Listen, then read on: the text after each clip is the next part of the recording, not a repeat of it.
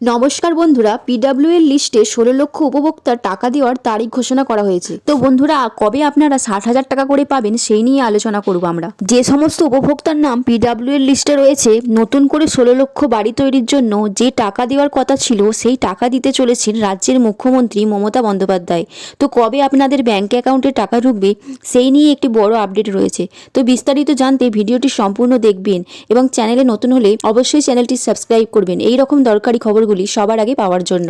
তো বর্তমান নিউজ পেপারে এই সংবাদ মাধ্যমটি প্রকাশ হয়েছে। লেখা আছে প্রথমেই হেডলাইন, আবেদন সরাসরি মুখ্যমন্ত্রীতে, নতুনদেরও টাকা এ মাসে, বাংলার বাড়ি প্রকল্পের উপভোক্তা বৃদ্ধি কয়েক লক্ষ। জানুয়ারির শেষে 16 লক্ষ উপভোক্তাকে বাংলার বাড়ি প্রকল্পের প্রথম কিস্তির টাকা দিতে চলেছে নবান্ন। উপভোক্তার সংখ্যা আরও বাড়াতেও চলেছে। সব ঠিকঠাক থাকলে বাড়বে প্রায় 4 লক্ষ।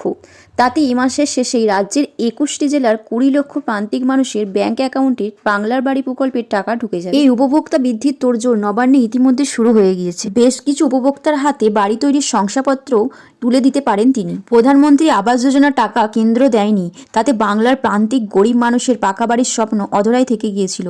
সেই স্বপ্ন পূরণের লক্ষ্যে বাংলার বাড়ি প্রকল্প তৈরি করেন মমতা বন্দ্যোপাধ্যায়। একজন উপভোক্তাকে 60,000 টাকা হিসাবে 2টি কিস্তিতে 1,20,000 টাকা বাড়ি তৈরির সহায়তা দেয় রাজ্য।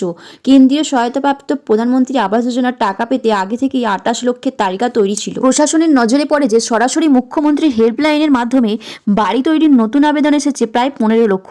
তার মধ্যে থেকেও 4 লক্ষকে বাড়ি তৈরির সহায়তা প্রদানের সিদ্ধান্ত প্রায় চূড়ান্ত। বলা বাহুল্য, নতুন 4 লক্ষ আবেদনকারীকে এই প্রকল্পে সামিল করতে অতিরিক্ত অর্থ বরাদ্দ প্রয়োজন।